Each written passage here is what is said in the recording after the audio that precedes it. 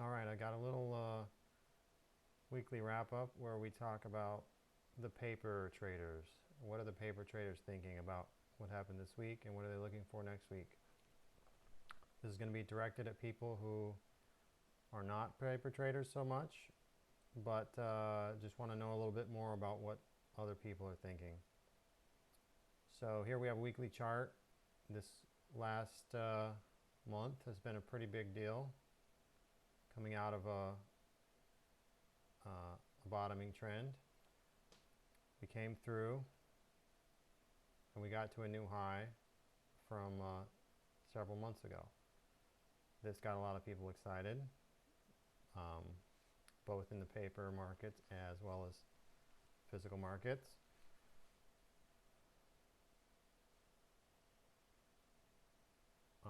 Let's look at the daily. In the daily, we can see we had this is the month that went up. We had one big day that dropped, came right back. This in particular was somewhat unique. For such a large move to happen overnight and then drop all the way down, just get crushed, and then to come right back, that hasn't been happening for quite a while. So yeah, that's the main thing that got people's attention this week, or in the last couple weeks. This week we really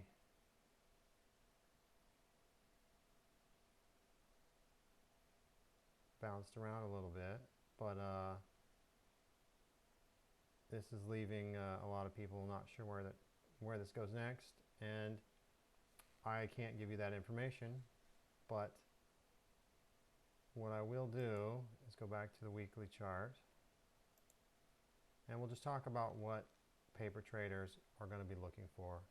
I've chosen PSLV because this is going to be a common thing for paper traders to get into. I will potentially talk a little bit about the physical market at the end, but for now we're going to focus on the paper trade. In particular, let's just start with the new high. This is one thing paper traders are going to look for when there's been a big move. You go into a bottoming pattern. Excuse me. You're going to see a lot of people who want to do a momentum trade. They want to ride something up. They want to see it start moving. They want to see it confirm that it can do better than it did last time. And then they're prepared to get into there. Some people jump in right here. Other paper traders want to see it drop back. They want to see it come under. They want to see it come back and try again and get above, which is something it did this week, but it left us with this little star-like pattern, which you'll see many more of those here. Some people think those always mean a top. Like for instance here we get a star-like pattern and then it goes down. However, here we get a star pattern. It does go down and comes back. Other places we see them and it doesn't mean anything. People will look at this. I'm going to say it doesn't mean anything other than we're not sure yet, and we did come back up to that line. So next week, paper traders are going to be watching to see if they're looking to get in a position long. They want to see this continue up here and make some kind of headway above this line. Not necessarily a huge move. A small move might actually get more people interested, but just showing it can hold itself above this previous spot. And it was also somewhat indicated by this spot. Now, what's going to scare off paper traders is if we come down here more. And if we do try to come up, like say it gapped down over the weekend, and we came up, and we can't make it through that above this point we are this week where we closed. That's going to leave some people waiting a few more weeks before they get really interested potentially. Now, as far as really bad moves where people would want to totally get out, if they have longer term trades, that would pretty much need to see this price come down into this zone. And even then, this is still pretty solid. If it goes below here, this is the bottom. This is where people freak out. My thing's not working.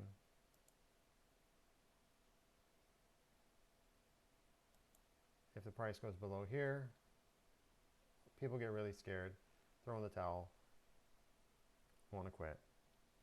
And it doesn't have a lot of support through this section here. It would get down in here somewhere,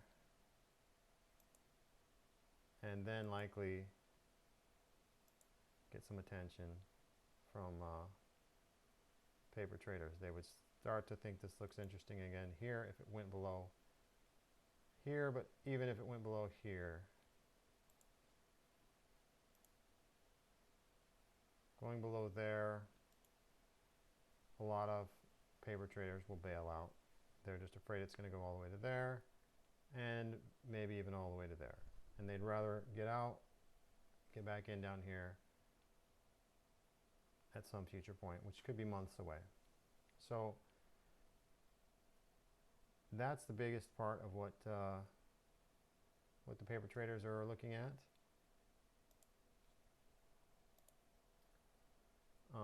Let me get a indicator up here. Paper traders also like their indicators.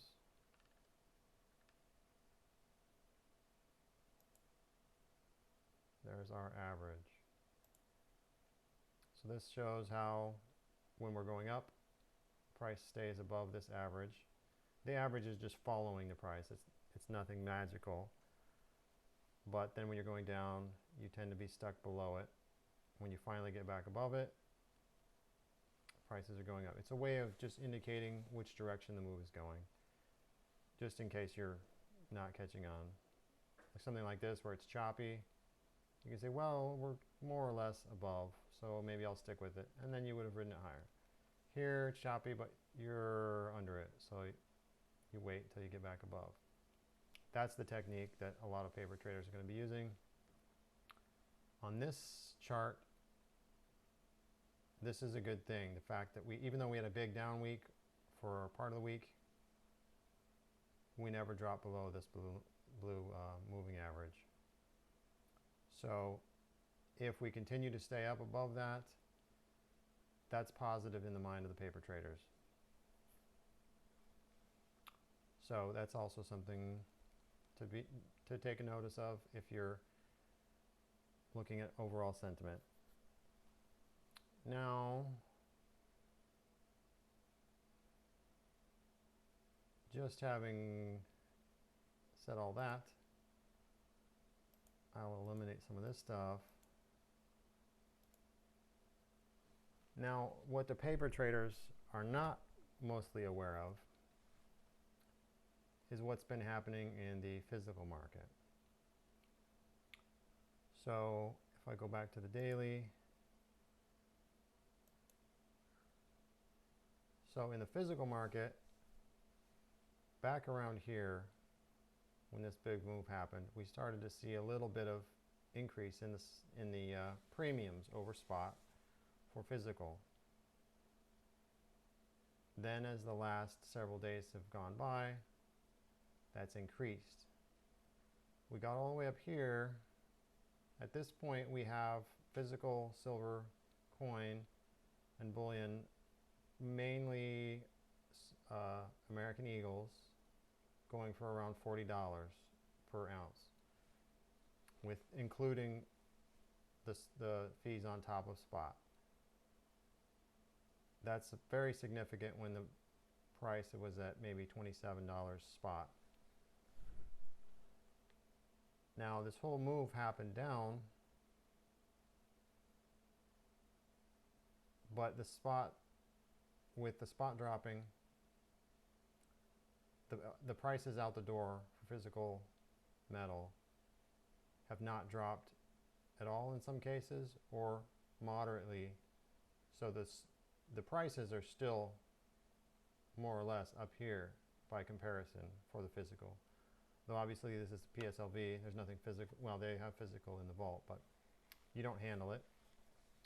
So now this is for small denominations, but through this point in here, we're even hearing about large 1,000-ounce bars having a premium above spot, which is really not common. It's not really supposed to happen, but this is what we're dealing with. And so this gives the physical traders or physical buyers a lot of motivation to believe that this move continues up. Also, shortages at bullion dealers seem to be developing. There's long wait times. The whole idea of the spot price, you see how it moves around constantly. The idea of the spot price is this is the price at this particular day. This is the price this day, anytime during the day. This is the price right now, right here. It's supposed to be immediate. So when a person who buys physical finds that they can't get their physical for 2 weeks, this makes them wonder what the validity of this price is, because the price is what you can buy something for right now. And if you can't buy it right now, if you can buy it but you have to wait to get it, is this price legitimate? Or should this price actually be up here where the market would allow you to get it immediately, or possibly higher? So somewhere there's a price where you can get it immediately. Here's where the price is, and we're not getting it immediately. So this raises the specter of prices having a lot of underlying demand. This prices not reflecting, I should say, a lot of underlying demand. So this would suggest that the paper traders and the physical traders will be approaching this 2 different ways. And there are more paper traders than there are physical traders. So you can't really say the paper traders will be wrong and the physicals will be right, but that would be the tendency. The underlying facts would suggest that, but that doesn't mean the paper traders' pricing will not prevail. It may well prevail, but they're not looking at the whole story or the whole picture. So there's my weekly wrap up on the paper trade. Thanks, guys.